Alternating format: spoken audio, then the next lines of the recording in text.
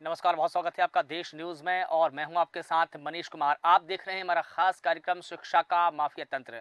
सरकार द्वारा शिक्षा के स्तर को बेहतर करने, स्कूली बच्चों को अच्छी सुविधाएं, अच्छी बिल्डिंग और स्कूल में अच्छा माहौल देने के लिए तमाम दावे किए जाते हैं, लेकिन उत्तराखंड के उत्तरकाशी में हकीकत इससे उलट है। उत्तरकाशी जिले के सौरा गांव में सरकारी स्कूलों में हाल बदहाल है। स्कूल का भवन जर्जर हो चुका है और बारिश में स्कूल के बच्चे छत से पानी टपकता हुआ है और इस खतरे के बीच में पढ़ाई करने को मजबूर है। छत और दीवारों से प्लास्टर उखड़ने लगे हैं, वहीं जो पिलर है उसका वजूद भी खत्म होने लगा है। भवन में आखिरी दफा मरम्मत कब हुई थी इसके बारे में कोई नहीं जानता है। जर्जर भवन को देखकर हमेशा किसी भी बड़े हादसे का डर लगातार बना रहता है। जिम्मेदारों की उदासीनता और लापरवाही का ही ये नतीजा है कि आज भी छत के नीचे बैठकर करीब दर्जनों मासूम बच्चे पढ़ाई करने को मजबूर हैं। दरअसल उत्तरकाशी जिले के सौरा गांव का ये स्कूल भवन कई सालों से जर्जर है। यहाँ पढ़ने वाले और पढ़ाने वाले शिक्षक विभागीय अधिकारियों को बार बार पत्र लिख चुके हैं, लेकिन विद्यालय की मरम्मत के लिए कोई भी व्यवस्था नहीं की गई है। शिक्षक और छात्र छात्राएं खुद ही कहते हैं कि विद्यालय कभी भी ढह सकता है। वहीं ग्रामीण मजबूर होकर जिला अधिकारी कार्यालय में धरने पर बैठ गए हैं। ग्राम प्रधान का कहना है कि पिछले 5 साल से वो लगातार सरकारी दफ्तरों के चक्कर काट रहे हैं। चक्कर ठीक उसी प्रकार से काट रहे हैं जैसे कि मुसद्दी लाल काटा करता था, चला मुसद्दी ऑफिस ऑफिस। इसी प्रकार से हाल यहाँ भी है, लेकिन आज तक शिक्षा विभाग के अधिकारियों के कान पर जूं तक नहीं रहेंगे। शायद विभाग किसी बड़ी दुर्घटना के इंतजार में हो। सबसे पहले बयान सुन लेते हैं कि इस पूरे मामले को लेकर बयान क्या है, उसके बाद में इस मुद्दे पर चर्चा शुरू करेंगे। आज हम यहाँ पे जिला अधिकारी के ऑफिस के सामने आमरण अनशन पर बैठे हुए हैं।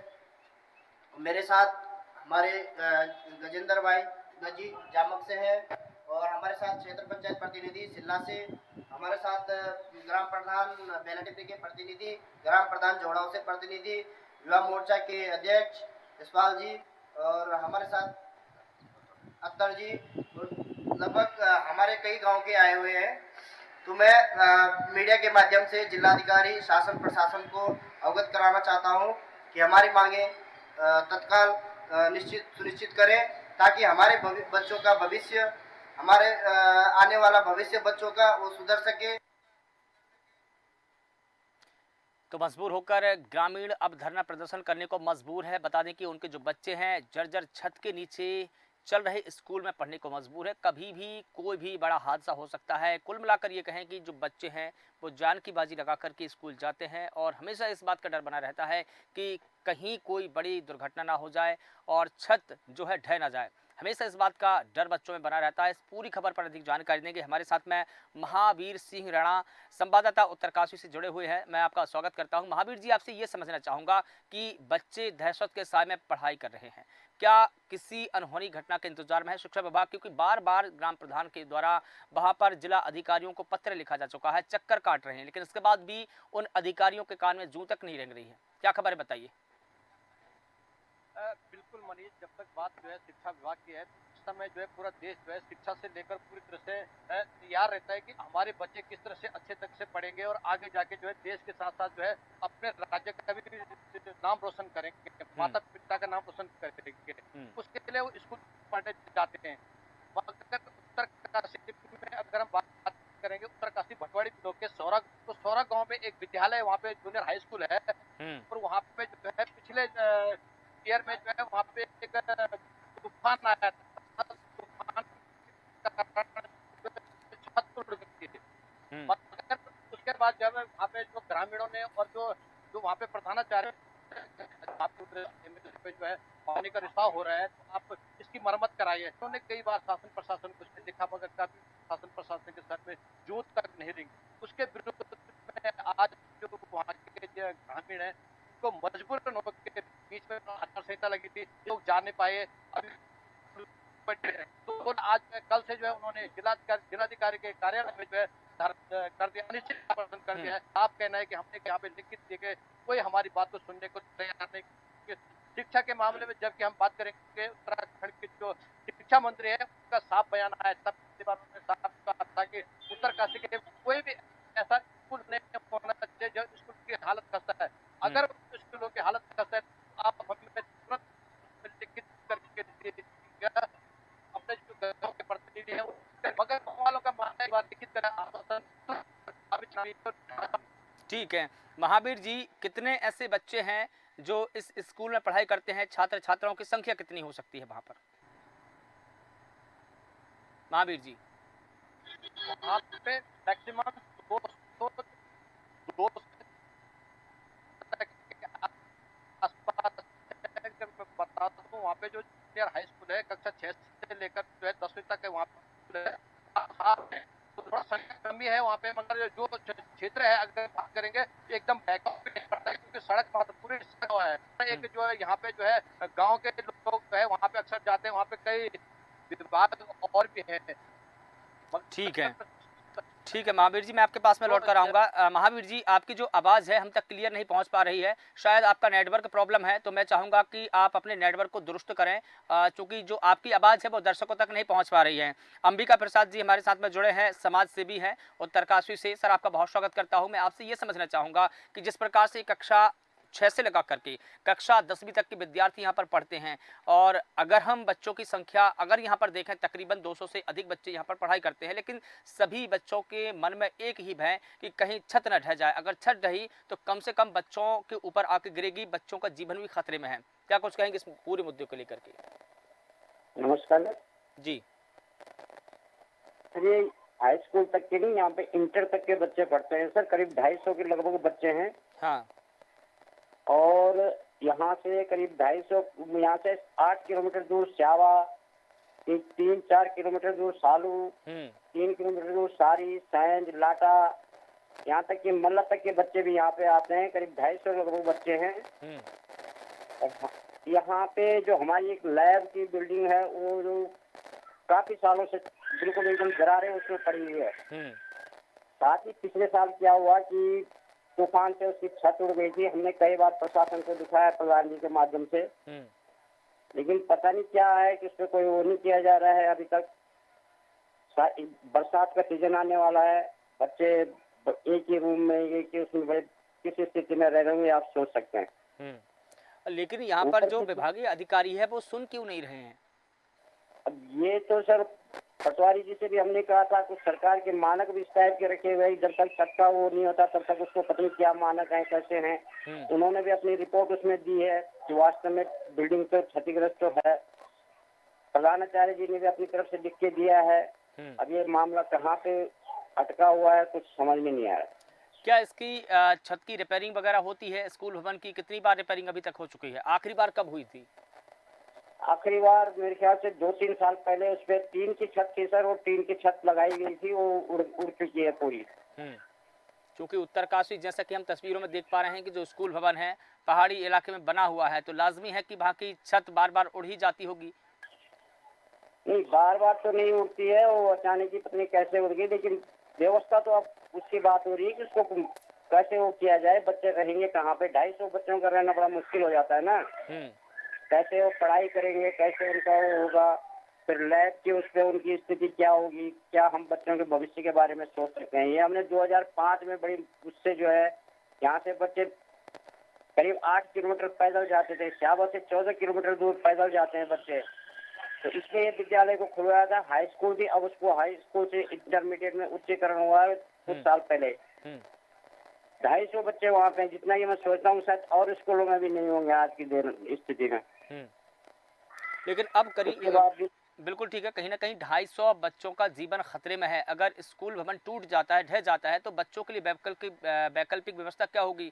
क्योंकि स्कूल तो ऐसी स्थिति में है कि कभी भी गिर जाए, पूरा जर्जर हो चुका है। बिल्कुल सही बात है। वैसे भी तो ये एरिया उस सेंसिटिव जोन में है सर, इसमें यहाँ पे तो विशेष हो, जबकि शिक्षा मंत्री जी ने कई बार कह चुका है कि ऐसी कोई स्थिति है तो हम वहाँ पे पूरा सहयोग करेंगे, लेकिन मामला क्या है कुछ समझ में नहीं आ रहा है। लेकिन कब करेंगे? क्या स्कूल गिर जाएगा तब करेंगे? वही तो हमारा पूछना है।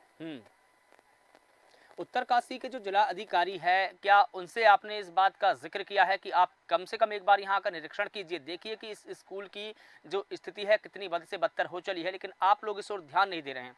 क्या आपने डीएम को इस बात का जिक्र किया है? किया है सर, वो प्रधान जी के माध्यम से सारे वो दे दिए गए हैं। उनको जिलाधिकारी महोदय को दिया है, शिक्षा मंत्री को दिया है, शासन प्रशासन सबको दिया है। मजबूरन आज जो है धरने में बैठना पड़ रहा है।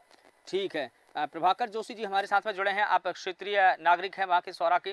सर, आपका भी बहुत स्वागत करता हूँ। जिस प्रकार से हम ये स्कूल की स्थिति देख रहे हैं कि लगातार ग्राम के जो प्रधान हैं वो लगातार स्कूली शिक्षा विभाग हो या जिला शिक्षा अधिकारी हो या मंत्री हो, सभी को पत्र लिखते हैं और ऑफिस दर ऑफिस के चक्कर काटते हैं। इसके बावजूद भी उनके पत्र पर ना कोई कार्रवाई होती है और ना ही कोई गुहार लगाई जाती है। मसलन अब ग्रामीणों को वहाँ पर प्रदर्शन करने को मजबूर होना पड़ा है। क्या कहेंगे आप इस मामले में? सर, इसमें तो सीधी सी बात है कि हमारा जो सिस्टम है, हाँ।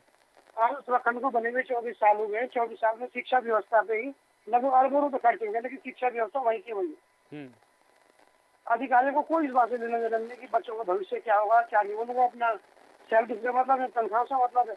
उन्हें वहाँ पर संबंधित अधिकारी डीएम साहब है, शिक्षा अधिकारी DO है, हर एक लेवल का अधिकारी बने हुए हैं, हर एक लेवल का डायरेक्टर बने, लेकिन उनको देखने के तो तैयार ही नहीं है वहाँ पे। तो संबंधित अधिकारियों को इसमें जो है जाके मौके पे जाए, देखे, और इसमें दुनिया भर का बजट है, तो तुरंत काम हो जाएगा। और देखिए, एक स्कूल का इतना भारी भरकम बजट नहीं रहता है। देखिए, अगर किसी भी स्कूल की बिल्डिंग को अगर दोबारा से भी निर्माण किया जाए तो मुझे लगता है कि 10 से 12-15 लाख रुपए में आराम से सभी लैब समेत, सभी सुविधाओं समेत, स्कूल की टेबल समेत सभी सुविधा 10 से 15 लाख में हो जाएगी। क्या सरकार के पास इतना भी पैसा नहीं है? क्यों नहीं, सरकार को तो बहुत पैसा, सरकार बेचारी के हमारे पैसे की कमी नहीं है, तभी तो लग रहा है कि लेकिन जो स्कूल संबंधित जो भवन अधिकारी जर्जर हो लोग गया है। करना ही नहीं चाहते काम को, वो लोग प्रॉपर अपनी बात रखते हैं आगे, वहाँ आगे तक अपनी बात पहुँचाएं, प्रॉपर पहुँचाएं, सारी चीज पहुँचाएं। इसमें हमारे माननीय विधायक जी को भी आगे बढ़ के आना चाहिए, क्योंकि मेन तो उनकी बात पे ही लोग गौर करते हैं ज्यादा। बाकी जो छोटे और भी नेता उनको कोई पूछता भी नहीं। मेन विधायक जी बोलेंगे तुरंत काम हो जाएगा। विधायक निधि से भी काम हो जाएगा ये वाला तो 10-15 लाख में विधायक निधि से भी काम हो जाते हैं। नहीं, विधायकों को भी अपने क्षेत्र में विकास के नाम पर करोड़ों रुपए मिलते हैं। ऐसा नहीं है कि विधायक निधि भी बहुत कम है, विधायक निधि भी सबसे ज्यादा है। अगर वो चाहें तो वो अपनी ही निधि से विकास करा सकते हैं, क्योंकि सरकार तो उनको भी विकास के नाम पर ही पैसे देती है। हाँ, बिल्कुल बिल्कुल बिल्कुल। तो ये तो आपके क्षेत्रीय जनप्रतिनिधि, जैसे कि अभी तो उत्तराखंड की 5 सीटों बीजेपी के खाते में गई है, क्या सांसदों की भी जिम्मेदारी नहीं है? क्योंकि प्रधानमंत्री मोदी ने भी इस बात का कई बार जिक्र किया है कि जो सांसद हैं वो भी अपने क्षेत्रों में जाएंगे, विकास के काम करेंगे, गाँव को गोद लेंगे। क्या ऐसा आपके वहाँ पर हुआ है? अब ऐसे तो सांसद तो बहुत ऐसे ना भी नहीं बने अभी, नहीं फिलहाल 1 महीना लगेगा तब इनसे बात रखी जाएगी। फिलहाल तो अपने कार्यक्रम में व्यस्त हैं सबके सब।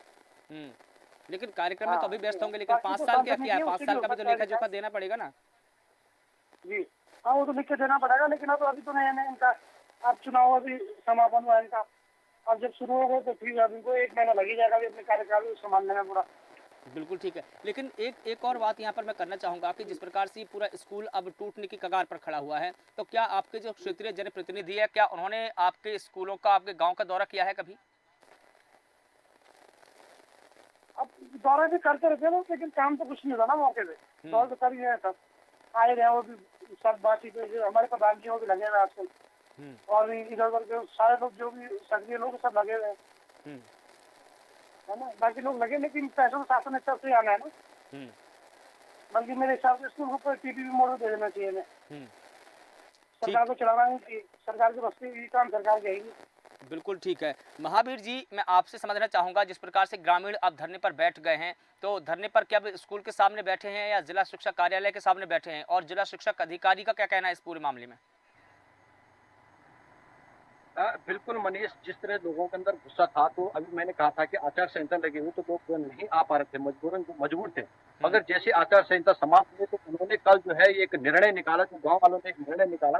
उन्होंने कहा कि हमारी बात को सुनेंगे नहीं तो हमें जिला अधिकारी के माध्यम से ये बात करनी पड़ेगी। मगर उन्होंने पहले ही जिलाधिकारी को एक ज्ञापन किया था कि हमें धरना प्रदर्शन करना पड़ेगा और आप हमारी बात को रखिए, वो जो हमारे स्कूल की जो समस्या है उसको तुरंत सॉल्व करे, और वहाँ पे जिस तरह से छत उड़ी हुई है उसके लिए बजट स्वीकृत कराए। अभी हमारे जो वहाँ के प्रधानाचार्य से भी बात हुई थी, तो उनका कहना है कि हमने ये बात रखी थी, उसके बाद जिला प्रशासन ने जो उनके लिए जो है एक थोड़ा सा बजट दिया था, उससे छत को, जो दूसरी वाली छत है उसके जो टपक रहा था उसको टपकने के लिए पैसा आया था, तो उन्होंने उसको जो है वहाँ पे उसके जो काम होता है वो किया, मगर पूरा बजट नहीं हो पाया। जो दूसरी जो भवन है वो पूरी जर्जर हालत में है, दीवारें पूरी तरह से धंस गई है, और कभी भी जो है दुर्घटना का कारण बन सकती है, क्योंकि इस समय में आपको बताऊं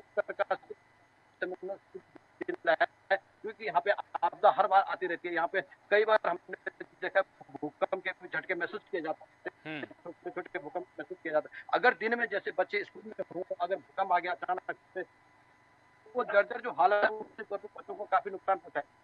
उसी बिल्कुल के ठीक है। तहत इनको जब गुस्सा आया तो काफी मजबूरन होके जो है इनको धरने में बैठकर साफ कहने के लिए होता है बताया जाएगा, तो हमें मजबूर होना पड़ता है। मैं जिला बच्चे अधिकारी में आपको बता दूं,